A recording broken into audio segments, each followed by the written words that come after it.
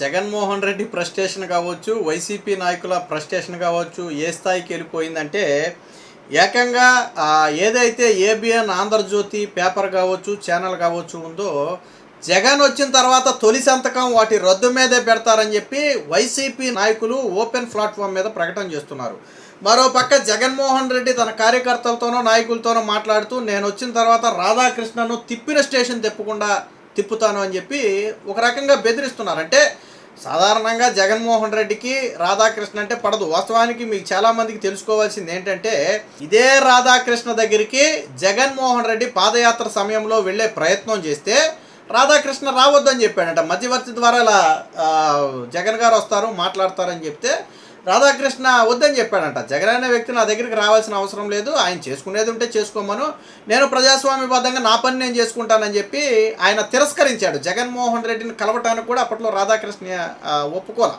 అంటే రాధాకృష్ణ కాళ్ళ దగ్గరికి మనం మాట్లాడుకుంటే ఆయన కాళ్ళ దగ్గరికి వెళ్ళాలని చూశాడు. ఎందుకంటే అప్పుడు పాదయాత్ర సమయం, అన్ని పేపర్ల కవరేజ్ కావాలి. మీకు ఆల్రెడీ మీరు పాత దాంట్లోకి వెళ్ళి చూస్తే జగన్మోహన్ రెడ్డి అప్పట్లో రామోజీరావును కూడా కలిశాడు. మధ్యవర్తి కూడా ఎవరో ఉన్నారు, నా పాదయాత్రకు కొద్ది కవరేజీ కల్పించండి, మొదటి పేపర్లో ఏంటి, నేను వస్తే ఇది చేస్తాను అది చేస్తానని చెప్పేదో కవర్లు పలిగితే కాకపోతే రాధాకృష్ణలాగా హారిస్గా కాదు, కానీ ఆయన వ్యవహారం అంతా పాప రామోజీరావు గారి వ్యవహారం అంతా పెద్దరకంగానే ఉంటుంది. పాపం ఆయన నవ్వి ఓకే అని చెప్పి ఊగొట్టు వదిలేశాడు. సరే ఆయన వేసాడా లేదా అదంతా తర్వాత. అంటే తాను పాదయాత్ర చేసేటప్పుడు రాధాకృష్ణ రామోజీరావు ఇద్దరూ కావాలి, కానీ పాదయాత్ర అయిపోయి తాను సీఎం అయిన తర్వాత ఇద్దరు శత్రువులే.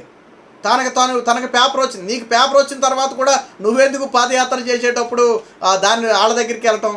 నీకు పేపర్ ఉంది కదా, ఎందుకు నీ పేపర్ని అందరూ నమ్మరు, ఆ విషయం నీకు తెలుసు కాబట్టి నువ్వు ఇతరుల దగ్గరికి వెళ్ళే ప్రయత్నం చేసావు. నిన్న ఇక్కడ ఒక వార్త కూడా వచ్చింది, టార్గెట్ ఆర్కే, ఆంధ్రజ్యోతి పైన ఎండి పైన జగన్ అక్కసు, రాధాకృష్ణను స్టేషన్ల చుట్టూ తిప్పుతా, మా కార్యకర్తలను అరెస్ట్ చేసి కొడుతున్నారు.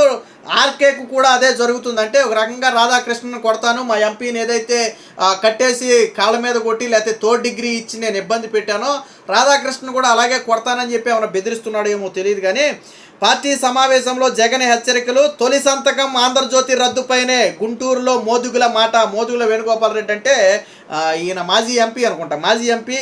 జగన్ అధికారం జనం కోసం కాదు కక్ష సాధింపేనని తేల్చిన వైనం. వాస్తవానికి ఈ పాయింట్ కరెక్టే. ఇప్పుడు జగన్ అనే వ్యక్తి ప్రజలకు చెప్పాలి ఏమని, నేను వచ్చిన తర్వాత ఇదిగో ఈ పని చేస్తాను, నేను వచ్చిన తర్వాత ఈ సంక్షేమం చేస్తాను, ఈ అభివృద్ధి చేస్తాను, రాష్ట్రాన్ని డెవలప్ చేస్తానని చెబితే ప్రజలు నేను నమ్ముతారు. కానీ నేను వచ్చిన తర్వాత రాధాకృష్ణను స్టేషన్ల చుట్టూ చెబుతా, నేను వచ్చిన తర్వాత ఆంధ్రజ్యోతి పేపర్ రద్దు చేస్తా, ఎవడికి ఉపయోగం దానివల్ల?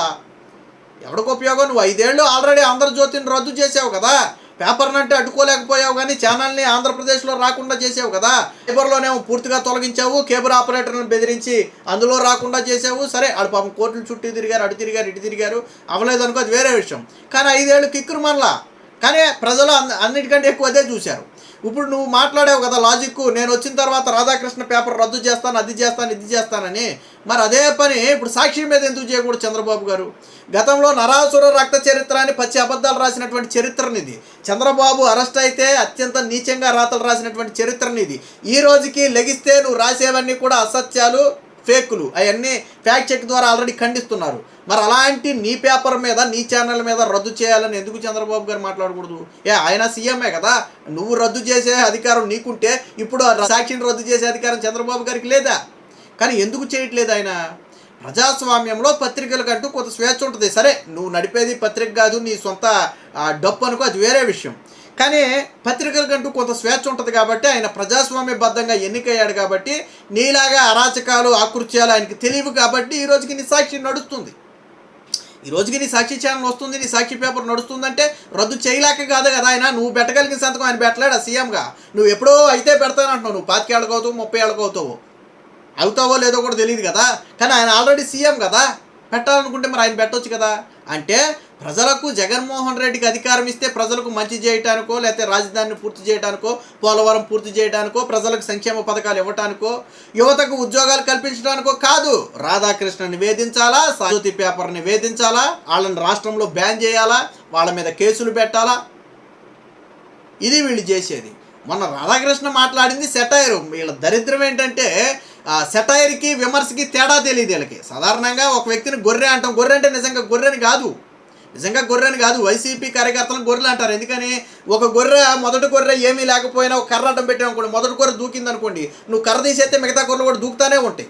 వైసీపీ కార్యకర్తలు కూడా అంతే, ఒకటి ప్రచారం చేస్తే దాని వాస్తవాలతో పని లేదు, గుడ్డిగా ప్రచారం చేసుకుంటూ వెళ్ళిపోతారు. అందుకని గొర్రెలు అన్నారు. అలాగని చెప్పి అది తిట్టో బూతో కాదు. అలాగే అంటే వైసీపీలో ఎలాంటి ముతక మేధావులు ఉన్నారు, బుర్రలో గుర్జు లేని వాళ్ళు ఉన్నారు అనేది చెప్పడం కోసం ఆయన ఒక సామెతలాగా చెప్పాడు. ఏమని? వైసీపీలో ఎలాంటి వాళ్ళు ఉన్నారంటే, రేపు జగన్మోహన్ రెడ్డి మీ భార్యలు కాదు అంటే అది కూడా నిజమేనని నమ్మి పెళ్ళిగా భావించి పెళ్లి సంబంధాలు కూడా చూడటానికి వెనుకాడని వాళ్ళు వైసీపీలో ఉన్నారని చెప్పారు. ఇందులో తిట్టు అనేది ఎక్కడా లేదు. భార్యలను చెల్లెళ్ళుగా భావించి పెళ్లి సంబంధాలు అన్నాడు ఆయన. అక్కడ భార్య కానీ చెల్లి కానీ బూతు పదం కాదు. సరే, సంబంధాలు మారి ఉండొచ్చు, బట్ బూతు పదం కాదు. వీళ్ళు మాట్లాడిన పచ్చిబూతులతో పోలిస్తే అసలు బూతు పదమే కాదు. అంటే అక్కడ దాని అర్థం ఏంటి? నిజంగా భార్యలను చెల్లెళ్ళ పెళ్ళిళ్ళు చేస్తారని కాదు. అంటే అంత ఆలోచన లేదు. ఇక్కడ ఇంకొకటి ఏంటంటే, వైసీపీ కార్యకర్తలు అలాంటి కరుడు కట్టిన వాళ్ళు ఉంటారని ఇండైరెక్ట్గా చెప్పాడు. మీరు దానికి మెచ్చుకోవాలా? అంటే జగన్ ఒక మాట చెప్తే దానికి కట్టుబడి ఉంటారు, ఒక బిరిగి ఇస్తే దానికి కట్టుబడి ఉంటారు. మీరు దూకండ్రా అంటే దూకుతారు, లెగండ్రా అంటే లెగుస్తారు, దేకండ్రా అంటే దేకుతారు అని ఇండైరెక్ట్గా చెప్పాడు ఆయన. ఆ ఇంటెన్షన్ అదే. మీ భార్యలు కాదు అంటే ఎవడు మట్టుకు ఒప్పుకుంటాడు? కానీ వైసీపీ కార్యకర్తలు నిజంగానే కాదేమోనని చెప్పి, లేకపోతే మా అన్న చెప్పాడు కాబట్టి ఇక వాళ్ళు మా భార్యలు కాదు అనుకుంటారు. అంటే అలాంటి కరుడు కట్టిన వాళ్ళు ఉన్నారని చెప్పాడు ఆయన. మీరు ఆ కోణంలో ఎందుకు ఆలోచించరు? కరెక్టే కదా. ఇప్పుడు ఒక మోనార్క్ లాంటి వాడు ఉంటాడు, ఆడి పని ఏంటి? నువ్వు దూకరా అంటే అది లోతు ఎంత ఉంది, లేకపోతే ఎందుకు దూకాలంటే దూకితే నేను చచ్చిపోతానేమో కూడా ఆలోచించడు. దూకంటే దూకేస్తాడు. ఇక్కడ వైసీపీ కార్యకర్తలు అలాగే పోల్చాడు. కాకపోతే ఏంటంటే ఆయన పోలిక ఏంటంటే భార్యను చెల్లితో పోల్చాడు. సో అక్కడ అంతే తప్ప దీని గురించి ఎందుకు రాద్ధాంతం చేస్తున్నారో నాకు అర్థం కాల. ఇందులో బూత్ ఎక్కడ కనపడిందో నాకు అర్థం కాల. వీడు కొడాలి నాని మాట్లాడింది కావచ్చు, పేరుని నాని మాట్లాడినవి కావచ్చు, జగన్ ఓపెన్ ప్లాట్ఫామ్ మీద మాట్లాడినవి కావచ్చు, నన్ను బట్టాబి ఇలా తిట్టాడు అలా తిట్టాడని ఓపెన్గా ప్లాట్ఫామ్లో మాట్లాడినవి కావచ్చు, వీటిని బూతులు అంటారు. ఇది బూతు కాదు, ఇది ఒక సెటైర్ని సెటైర్ లాగానే తీసుకోవాలంటే బుర్రలో గుజ్జు లేదు, వాళ్ళంతా కూడా మూర్ఖుల్లాగా జగన్ ఏది చెప్తే అది నమ్ముతారు అని చెప్పడం కోసం చెప్పినటువంటి ఒక సామెత. దానికి పోయి అంటే వాస్తవానికి వైసీపీకి కూడా తెలుసు అందులో ఏం మ్యాటర్ లేదు, దాన్ని ఏమీ సీరియస్గా తీసుకోవాల్సిన అంశం కూడా కాదు.